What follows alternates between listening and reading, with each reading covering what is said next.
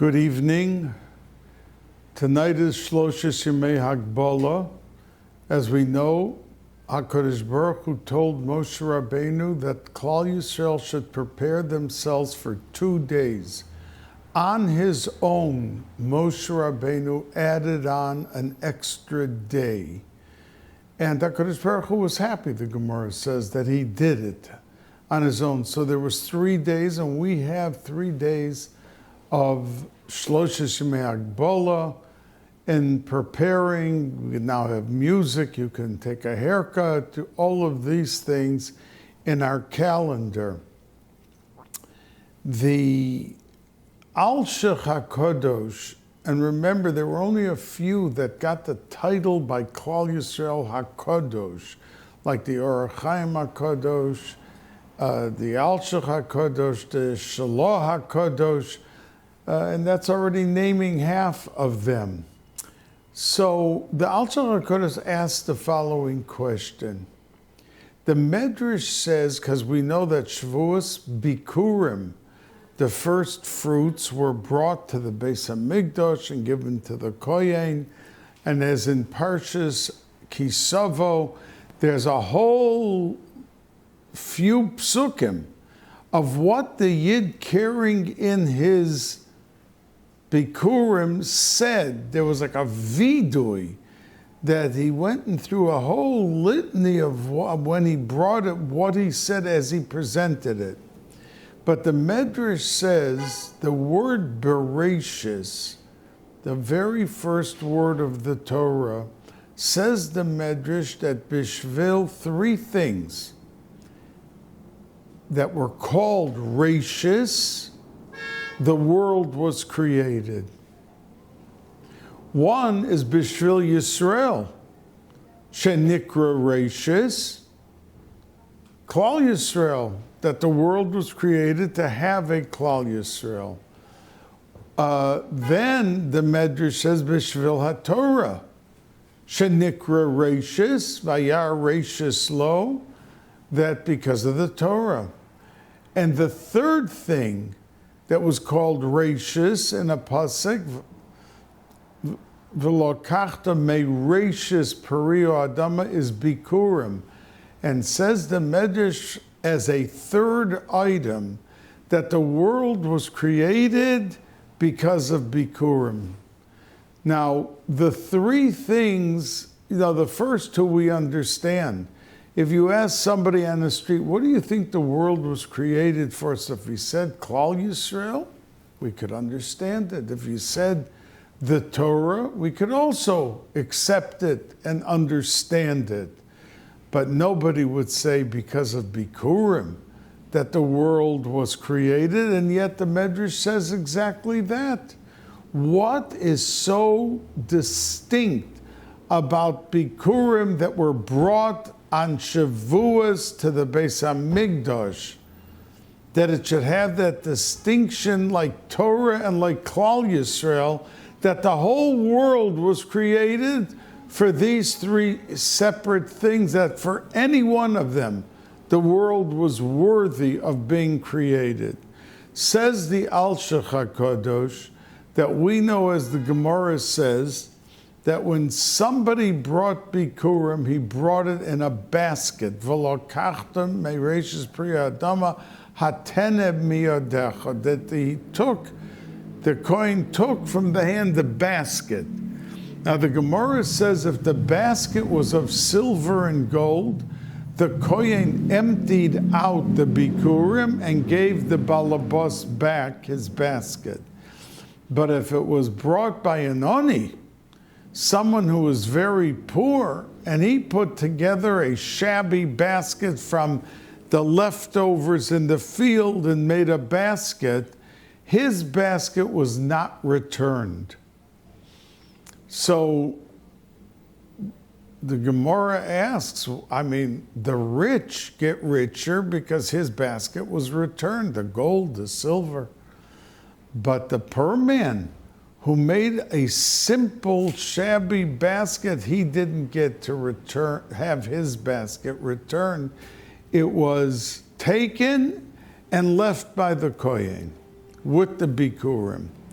So the Gemara answers because a person who was rich and emptied out his basket with the bikurim, it was a beautiful vessel. The basket was a gold or silver vase or receptacle that could hold the fruit. And when they emptied it out, it was beautiful, and everybody standing around saw what it was, and it was gorgeous. But if the poor man would have emptied out his basket, you would have seen only the shabbiness of the basket. So therefore, he was not allowed to empty it out, and the Kohen took it from him and kept everything. And it was a way of saving the embarrassment of the poor man in front of the tzibur.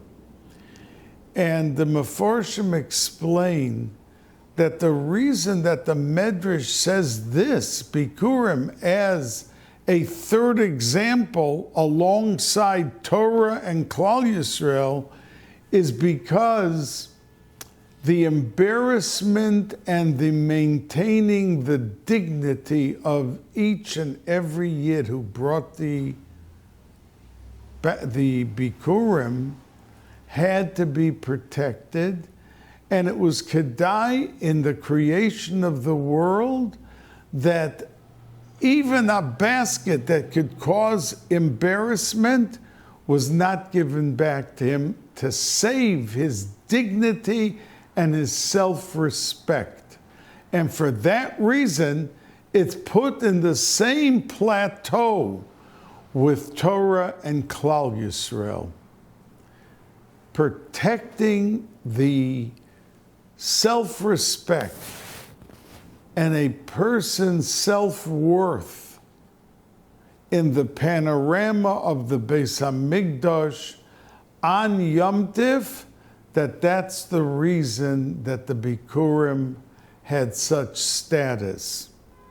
Now, we know that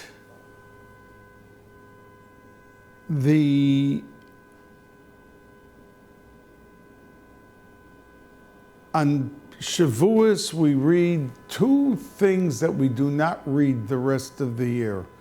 One item is Rus, and Yirmiyahu, according to some, wrote Rus to be able to underscore the worthiness of David HaMelech, because there were plenty of people that said, we don't know where he comes from and if he's worthy of being Melech. They questioned.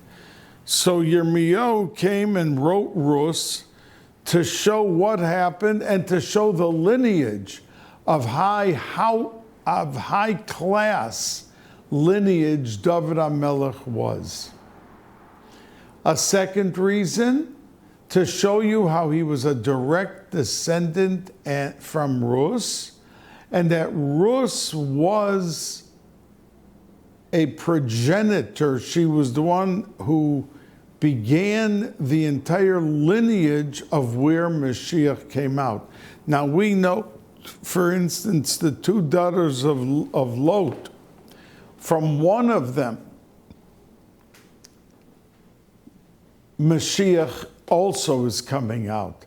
So there was a very interesting lineage, because Mashiach comes from Hesach Hadas, that we don't suspect it or expect that Mashiach is going to come out from such a union or for such a occurrence, like happened with the Benos Lot, that they were intimate with their own father, thinking, as Rashi brings the Medrash, that the whole world had been destroyed and there was no one to bring forth habitation, that inhabitants of the world, that people to be born, that they had to do such a thing and make their father drunk, and he was intimate with them, and they each had a son, Ammon and Moav, and from one of them, Mashiach comes out. Now, how did this happen? Because we know the Gemara said, the Pasuk says, Ammon and Moav may not enter into Klal Yisrael. That they did not exhibit what it means to be menschlich and to have basic DNA, midos. Klal Yisrael here was passing them in their territory, and Moshe Rabbeinu asked each of them if he could buy water and pay for it. And they said, absolutely not. You can't pass through my territory. You can't buy any water. And that showed the sourness of the basic traits of having character. And that's why, Afilu Dor Asiri, that even the 10th generation that came from them, a Yid was not allowed to marry. The Mitzrayim, who drowned our children and put the babies into cement, they were after 3 generations allowed to marry.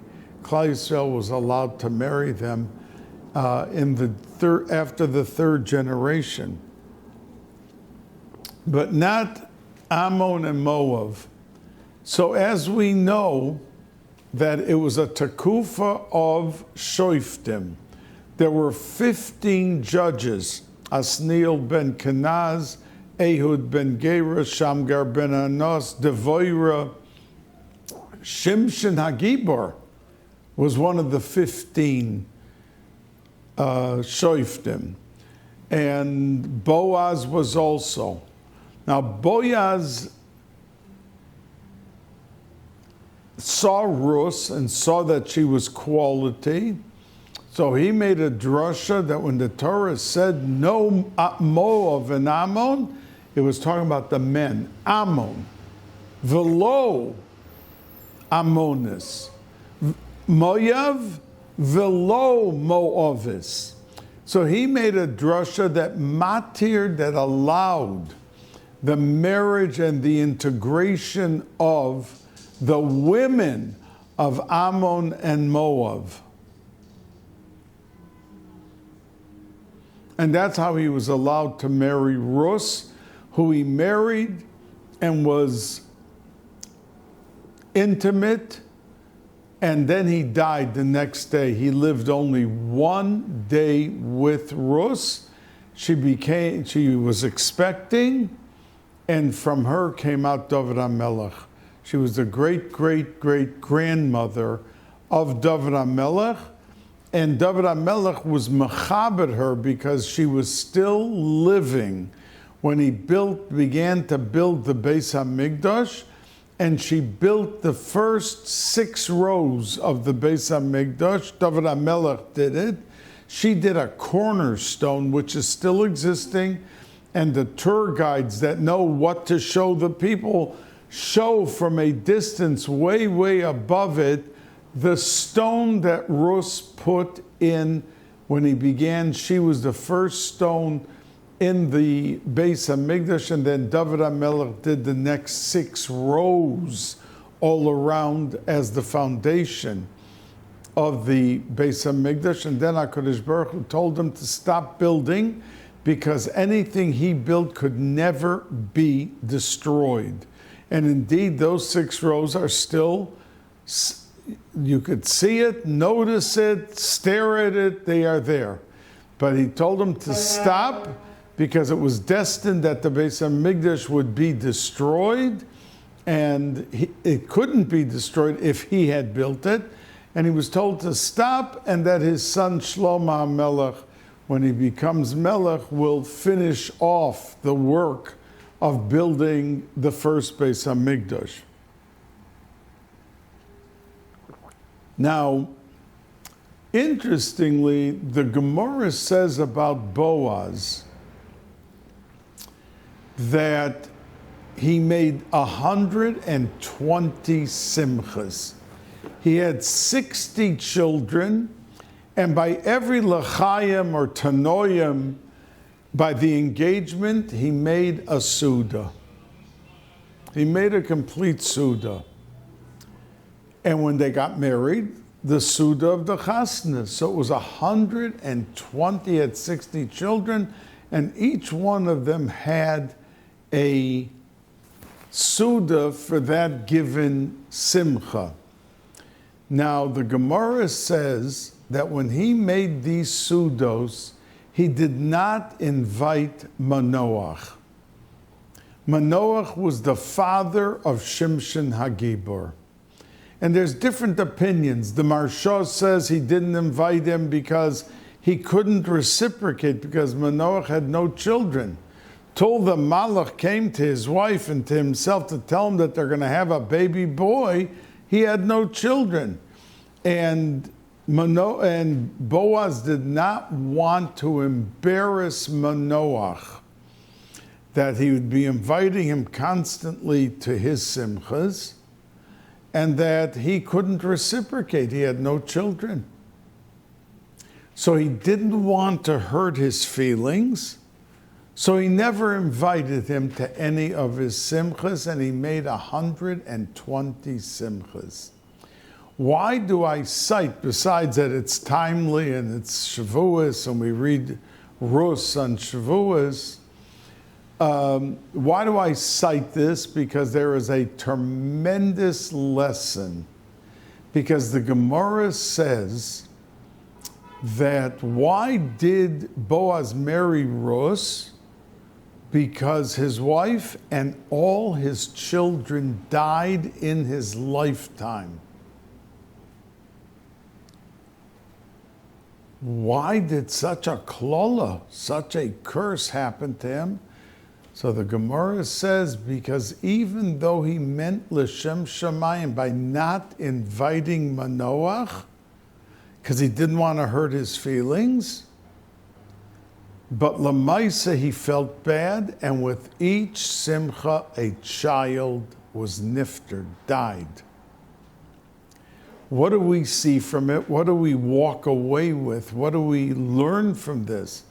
That many times we have good, pure intention, and we don't want to hurt someone, we don't want to inconvenience someone, we don't want to have them spend money in certain occasions, and we're doing it l'shem shamayim so that the other person should not feel hurt or left out.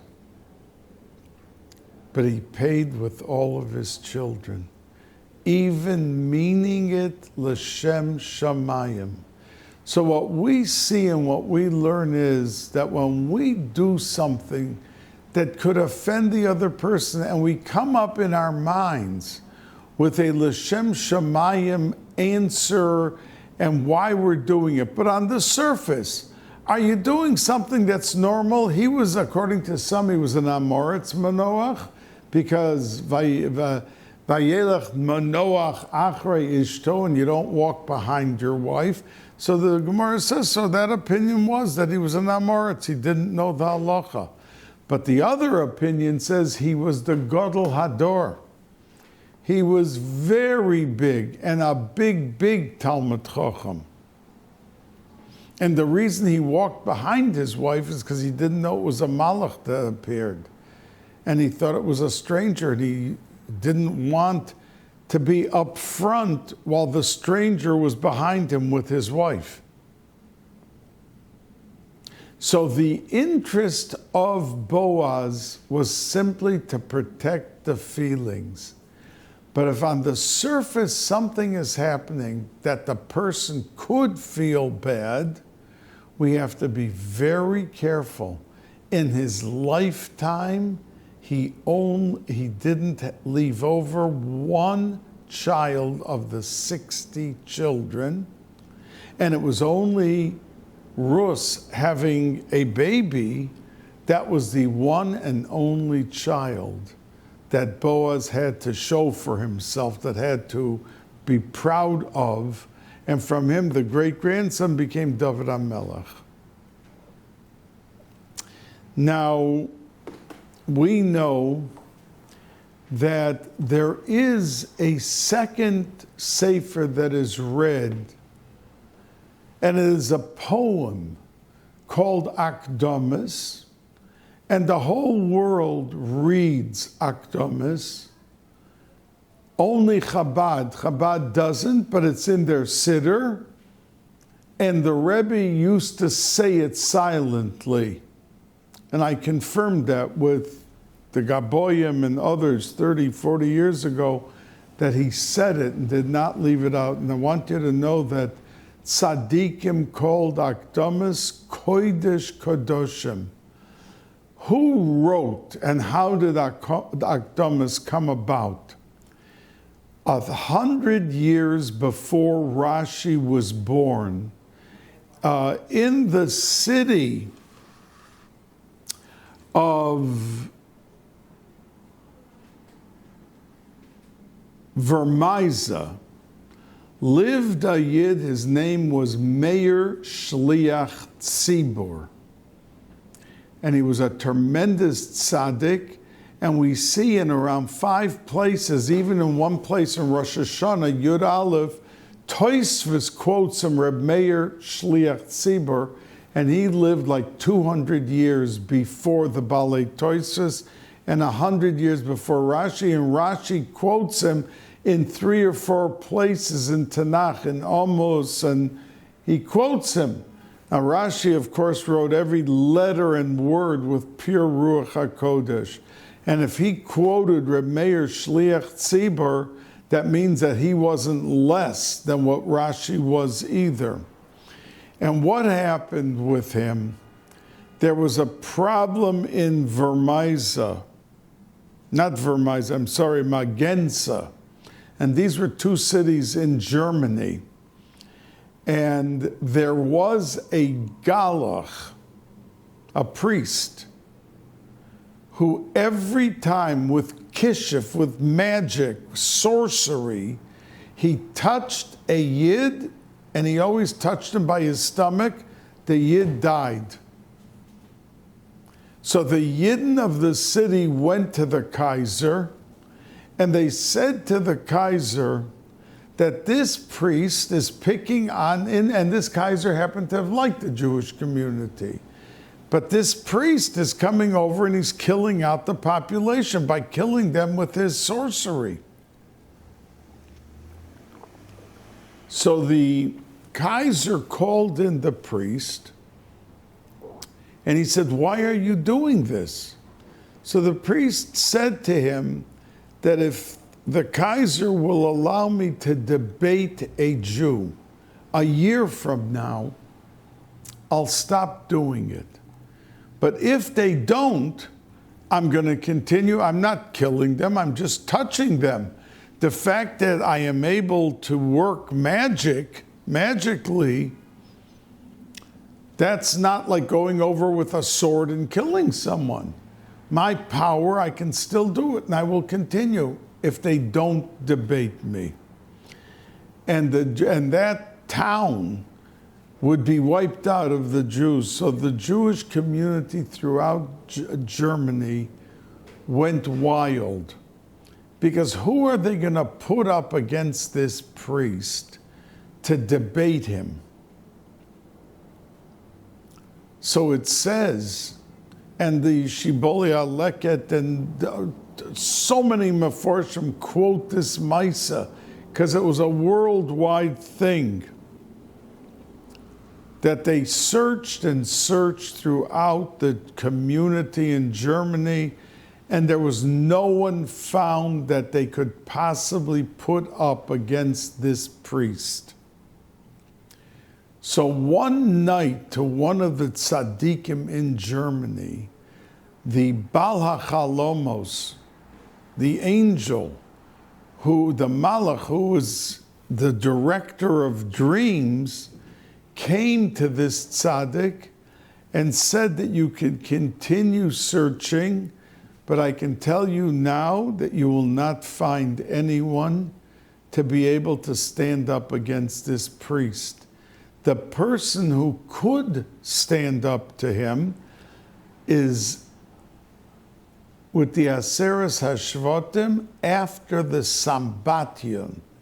Now we know that there was suddenly lost 10 of the tribes, and there is a body of water called Sambatyon, and no one ever got in to where the people lived on the other side of the Sambatyon. The Sambatyon, a whole week used to throw rocks from the water to anyone who came near. And no one ever got to the other side of the Sambatyon. But this Malach HaChalomos said that Reb Meir Shliach Tzibur is big enough to take on this mission to get to the other side of the Sambatyon. And Reb Meir Shliach Tzibur took with him 2 people, and it says they swam through lakes and rivers and seas, and then up and down mountains and plains and different, till they got to the Sambatyon, and the rocks were coming and stopped when it became Shabbos. So Reb Meir Shliach Tzibur said to the 2 with him that I have a heter to swim in the Sambatyon, because for Shabbos there were no rocks being thrown. But it's a Isser Shabbos. It's Chilul Shabbos. But to save Klal Yisrael, I'm allowed to be Mechal Shabbos. So, but he told them that they cannot go. They stood there. And Reb Meir Shliach Tzibur, before he left his town, he gave his wife a get, because it was written and they knew that anyone who did get across the Sambatyon never came back to civilization. And he never saw his wife or his family the rest of his life. He remained on the other side of the Sambatyon. And when he got there, they wanted to kill him, because they have a Bezdin that's still existing, like in the time of the Bais HaMikdash. And they said, you were Mechal Shabbos, you swam through the water, and we're going to kill you. So he told them what's going on, why he came. So they said, okay, then you're exempt, and we will show you the person who can go back, that will be allowed to swim back over the Sambatyon and go to your town of Magensa. And they brought out a feeble, weak, elderly Yid that could barely stand on his own feet. And they pointed and said, this is the man that can save the community, and debate the priest. So he sent back a letter with this tzaddik that the community should support his wife, who was left now divorced, like an almana. In other words, he would never be back. And another letter. But in addition to the 2 letters that he sent back, he wrote the poem Akdamis. And the Chazal said on his Akdamis that Akdamis is so holy because through the Tzirufei Oisios and the letters and the hidden secrets, he revealed from Sheshes Yemei Bereshis, in the 90 lines of Akdamis, he wrote when Mashiach will come, when Yemos HaMashiach will be, when Tchias HaMesim will be, and when the world will revert to the highest level of Olam Haba. And it's the only thing that we take out a Sefer Torah and put it on the Shulchan, call up the Kohen, and then read Akdamis. And many, the Ramah talks about it, for many generations, for like 300 years, they used to read Akdamas in the middle of Kriyas HaTorah. That on Shavuos we read Anochi Hashem Elokecha, the Aseres HaDibris, and right before the Balkany read Anochi Hashem, the Balkany stopped and read Akdamas. But there was an uproar in some cities how as holy and as big in the middle of Kriyas HaTorah to stop and to read Akdamas, it's not covered for the Sefer Torah. So after doing it for a few hundred years, they stopped laning Akdamas in the middle of Kriyas HaTorah, but they rather put down the Sefer, called up the Kohen, and then read Akdamas before they began the actual Kriyas HaTorah. So that's how we read Akdamas, which Reb Meir Shliach Tzibur sent back with this elderly, sick, feeble man who came back. And when he got back, the next day was supposed to be this debate. And they filled up a stadium, this forum, right? Imagine like Yankee Stadium or one of these big places. And the Kaiser came. And standing there was the Galach and this old feeble man. So somebody called out to the Galach and said, well, what can you do? So immediately from the ground came out, and they write it was a beam, 30 amas long, which is like 60 feet, and it was burning hot, like fire. And it was in the middle of the air in front of everybody. So the Galach then turned to this Yid, Lahavdil, and said, so what can you do with this beam? And the Yid looked at the beam, and the beam went into the ground and came out right in front of the Kaiser. Didn't touch the Kaiser, but right in front of the Kaiser. And it stood there.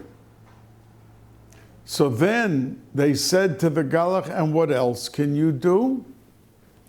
And there was a tree. No, they asked the Yid, not the Galach. There was a tree that was tremendously gigantic and old in the middle of the stadium. And they asked the Yid, what could he do? So he walked over to the tree that was strong and mighty and gigantic, and with one finger, he bent over the tree to the ground. So they asked the Galach, what could you do with the tree? And he got on top of the tree,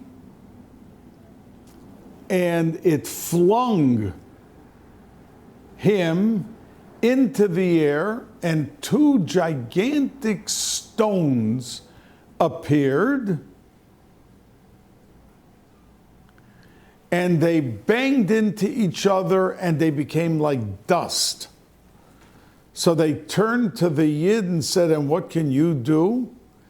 And he had reappear the stones, and the tree flung the Galach in between the two stones, and he died right then and there. And that is the story of Akdamas Kodesh Kodoshim that we read in every Beis HaMedrash, Hasidish, Litvish, Misnagdish. Everybody reads Akdamis on the first day of Shavuos, and this elderly man's name was Dun.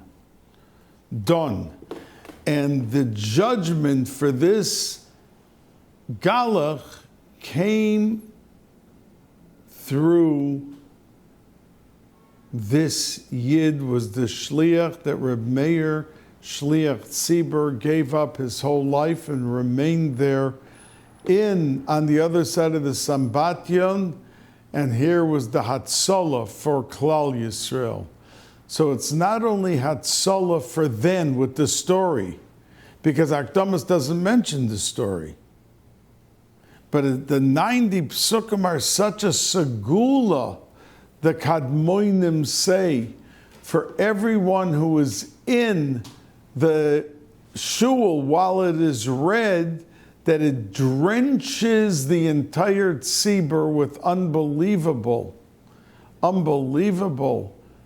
shefa rav, and the Amshnover Rebbe said that when we talk about that it's a segula for having children, which he spoke about really the letter of the Shalach Kodesh that we read Erev Shavuos, and everyone says and writes that it's a segula for children. So the Amshar Rebbe said that in that letter and reading it before Rosh Chodesh Sivan, that it has in it the power for also Bona, Chaye, and Mezonah. That means for Parnasa and for longevity, for living long. And likewise, Tzaddikim said about Akdamis and its tremendous segula. It's like saturates, it drenches the neshama, and all of these ingredients of segulos that Reb Meir Shliach Tzibur said and had in mind as he wrote the secrets of the world in Akdamis. Now, I want to share with you the Chassam Sofer, and I've mentioned it on occasion, that the Chassam Sofer said that we have Shalosh Regolim, Pesach, Shavuos, and Sukkot, and they're equal. They all have a Shalmei Chagiga and Shalmei Simcha for Yontif.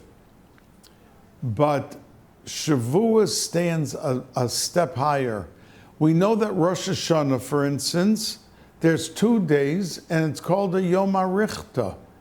The Gemara says it has nothing to do with Sfeika D'Yoyma. We know that in the times of the Bais Hamikdash, they didn't know when the Eidim would come in, the witnesses, to say that they saw the new moon. And that power gave to Klal Yisrael the Rosh Chodesh. They proclaimed Rosh Chodesh. But sometimes there was a question when they were going to come back and what to do with the Korbanos. So we had a second day added by the Chazal in the time of the Gemara called a Sfeika D'Yoyma, that the second day is a D'Rabbanan, second day of Pesach, second day of Sukkot, second day of Achron Shel Pesach or Simchas Torah. That is because of Sfeika D'Yoyma, they didn't know when Rosh Chodesh would come out. However, Shavuos, as the Chassam Sofer says, has nothing to do with the Sfeika D'Yoyma. We only kept the second day because it shouldn't be different than the other regolim, the Pesach and the Sukkot. But it's not a Sfeika D'Yoyma because we have Shavuos, the first day of Shavuos. We counted 50 days from Pesach, and that becomes Shavuos. It's not because of a Sfeika D'Yoyma. We know exactly when it is. It's, the first day of Pesach, of Shavuos. And it's not totally when the Rosh Chodesh of Sivan is. but we count Tispru Chamishim Yom, we count the 50 days, and that's it. And that's why the Chassam Sofer says that it's almost like Rosh Hashanah, that it's a Yom HaRichta. And that's why he says we have no Chol HaMoed, which I have said to you on occasion, because every Yom Tov, Pesach and Sukkot, could allow in the middle of its Yom Tov a Chol HaMoed. But Chol HaMoed, as big as it is, that we could ride in a car, we could touch money, but the Gemara still says that someone that's mevazah, the moados, the Chol HaMoed, he wears regular clothes, he acts like it's a weekday, it's ke'ilu oived avodah zara, that it's as if he's serving idols. So Chol HaMoed is still, as big as it is a darga less than Yom Tiv. And Shavuos cannot allow any chulin, any Chol HaMoed into its ksolim, in its walls, and make it part of Yom Tiv. Because Shavuos is above and beyond, and like the Chassam Sofer says, that it is something which provides such kedusha seeping from it that there is no Chol HaMoed. Now, we know that the first 12 days, first day is Rosh Chodesh, that's special. The second day is called Yom HaMeyuchas, the special, unique second day of Chodesh Sivan, because it has nothing in it. No Yom Tif, no special mitzvah. The third, fourth, and fifth day already is Shloshes Yemei Agbola. And the sixth and seventh is actually Shavuos. And the eighth through the end, through Yud Beis, are the days that you could, the Miluim, that if somebody was overwhelmed by the schedule of what he had to do Yom Tov and he didn't bring the Korban Chagiga or eat from a Korban Chagiga or Shalmei Simcha, he was able to fill it in the days after Yom Tov. So through the first 12 days, they're all very special. And it's called Yom HaMeyuchos, the distinguished partner. Because imagine if you saw a picture of 20 presidents of countries, lahavdol, elef havdolas. And in the picture, every president is sitting there. And in the middle of the picture with these 20 presidents, you see a stranger sitting there and is pictured, and he's right in between all the presidents. So you would ask, who is this guy? He's not a president. So what is he doing with all the presidents? I mean, he must be someone super special. So that's what the Kadmonim say about the second day of Sivan, which was yesterday, Shabbos, and it was the day after Rosh Chodesh, that it is surrounded by so many unique and distinguished personalities of each and every day and its uniqueness, that it is just by virtue of being smack in the middle of them, of all those days, it's a Yom HaMeyuchas with rare and remarkable dignity. And that's why we call it the Yom HaMeyuchas. Now, we know that it says Tisperu Chamishim Yom, we're supposed to count 50 days, but we don't count 50 days. We count 49 days, and the 50th is Shavuos, but we don't count it. The last day we count is the 49th day of Sfira. And as the Bnei Yissaschar and others talk about, the fact that the only two Yomim Tovim an entire year that have only one day is Yom Kippur and the first day of Shavuos.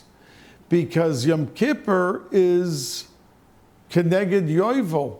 As I once told you, that the Shloah HaKodesh asked his Talmidim, which is bigger, Shabbos or Yom Kippur? And they all answered Shabbos, because if someone's Machal Shabbos, he's put to death. And if he's Machal Yom Kippur, it's not death, no death penalty. And he answered them and said, no. Yom Kippur is bigger, it's Keneged Yovel, which is the Shar HaChamishim, and Shabbos is Keneged Shemitah. So when you have 7 Shemitas, the 50th day is Yovel. And Yovel is the all-encompassing thing that all the lands go back to original owners, that we blow shofar at the end of Yom Kippur like they did by Yovel to announce that all of the avodim are free to go wherever they want and to do whatever they want. But they're no longer enslaved. They all went free. So just like the 50th day by Yom Kippur, because it's Yovel, that's 50, is able to set free everyone from the Shibud to Averis to the Yetzer Hara and everything, that the 50th day, Tisperu Chamishim Yom, has the power of opening up the hearts of every single Yid, and of the Yid absorbing and being drenched with Kabbalas HaTorah. Because we are not commemorating the fact that the Torah was given on Shavuos. We are reliving. And that's why the Baal Shem Tov used to say that he had not only Ruach HaKodesh, he had Bas Kol, to hear every Shavuos before dawn, when people are staying up and then going to the mikveh at that time, that he was able to hear again on Har Sinai, staying where he lived in Mezhebush, hearing Anochi Hashem Elokecha, as the Lamed Vav Tzadikim and others in every generation can actually hear it. But we're simple people, we don't hear it, but we have the effect of what's happening entering our neshamas. So we're not just commemorating it once happened, that the Torah was given on Har Sinai 3,336 years ago, but rather it is reliving, reenacting the power of Matan Torah. And that's why every single Yid, even if he wasted the whole year and he never opened up a Gemara the whole year, he is now under the umbrella of freshness and uniqueness of rejuvenation and reliving and rehappening. So he can begin fresh with renewed zest and zeal, and he can enter into the abode of Limud HaTorah. Now, Limud HaTorah is, as the Perek, this past Shabbos was Pirkei Avos, Perek Vov, and it talks all about, it's only the brises, it's not like the other 5 prakim, that it's Mishnahs, it's brises, but it's about Torah and it has that power. So that power, because the Torah is the Vav of the Shem Havaya, mitzvahs are the last hay, so it's not as high. All the mitzvahs are not as high as the Vav. So there's nothing that could be accomplished for Olam Hazeh and Olam Haba more than Limud HaTorah. And that's why I always end off my radio time when the moderator asks me, is there anything you want to leave over as a last thought? I say to the boys in Eretz Yisrael who are learning Torah, learn Lishma, and you are the biggest protection of Klal Yisrael. Yes, we have to do things to protect ourselves. We need the latest weaponry and airplanes and soldiers. But what is the backbone of protection for Klal Yisrael? It is the actual Limud HaTorah. Now, I mentioned the Baal Shem Tov, and the Baal Shem Tov, his yahrzeit is on Shavuos. He told his family that it will look like he's nifter the first day. His body will fall and it will just stay there. But they should know that the next day when the clocks in Mezhebush all stop, that there will be, his neshama will go into Gan Eden Ha'elyon, and that day is his real yortzeit. So all of the Einiklach and anyone related to the Baal Shem Tov do the yortzeit Suda on Shavuos on the second day, not on the first day. But many tzaddikim and others who were not family said that it looked like he was nifter the first day, and that's when they keep the yortzeit. Now, I want to tell you that there is a minig, for instance, on Shavuos to eat milchiks, and one of the reasons that it's brought down in Shulchan Aruch that when the Torah was given on Har Sinai, they realized all the halachas. They understood what was then mutter and osir, and all of their kelim, all their pots and their dishes, they became treif. So they had to eat. They didn't have time to cook food, and they didn't have where to put it, to cook it. So they ate milchiks. They ate cold cheese and things like that until they were able to kasher all of their kelim. Now, Reb Levi Yitzchak of Barditchev once said that when he told the Gabbai wanted to pour his coffee for him, he said to him, and he said this in regard to Shavuos while we have milchiks, that the word cholov, milk, has the numerical value of 40. Cholov, a ches is 8, a lamed is 30, and a beis is 2. So that's 40. So he said that when he pours himself a coffee, you take away the cholov, the mem in front, and you're left with the word kave, kuf, vov, hey. That spells mikveh when you put the mem back. So he explained that the mem is the cholov, so he would take the water and pour it. So there was kava, there was water for the mikveh, and he was having all the kavanas. And then when he took the milk, it was mashlim the mem to the word mikveh, and he was mechaven to all of the kavanas of when he dipped himself into the mikveh and the power of the mikveh. And that's what Reb Baruch Mimezhebush said when he used to make fun of Reb Levi Yitzchak of Barditchev, and somebody thought that he was just making fun of him because he didn't like him or something, and he brought a story to Reb Baruch of Mezhebush about Reb Levi Yitzchak Barditchev, something not nice, and he didn't understand this story. And he told it to Reb Baruch of Mezhebush because he thought he'd be happy to hear something bad about Reb Levi Yitzchak of Barditchev. So Reb Baruch of Mezhebush says, you think I'm making fun of Reb Levi Yitzchak of Barditchev just to mock him? When he goes into a kitchen and he smells the food, he is mechaven all the kavanas of the Kohen Gadol who went lifnai v'lifnim into the Kodesh Kadoshim to be makter the Ketoris, to offer the incense. And with just smelling the food, he was able to effectuate such a nachas ruach lamala to the Rabbanu Shalom.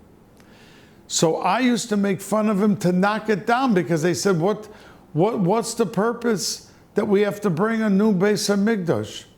I mean, a new Bais Hamikdash, it's not going to accomplish more than Reb Levi Yitzchak of Barditchev smelling the food that also produces the Nachas Ruach TaKadosh Baruch Hu. So I was mocking him to knock down his avodah so that they'd bring Mashiach and that we'd have a Beis Hamikdash. But it wasn't Chas v'Shalom to put him down as a tzaddik or as a rare and remarkable individual in Olam Hazeh. So I want to say to you that the Yom Tiv Haba Aleinu L'Toiva is so big and so rare and so delicate that you should enjoy each and everything. And the Gemara says by Shavuos, Hakol Moedim, everyone agrees, the Be'ina Nami Lochem. That means when you eat a piece of cheesecake on Shavuos or a cheese blintz, you're being Makayim, the Indian of what it says, and you're providing a Nachas Ruach Lamala, and you're elevating every neshama in that food. So you could imagine how big it is that we take the Gashmias and we're able to make a Ruchnias, and on a day like, it doesn't say by Pesach that you need lochem. I mean, we have meat and we have wine because on Yom Tov you have to have simcha. But to say that eating a cheese blintz or eating a potato blintz on Pesach, that provides a nacha.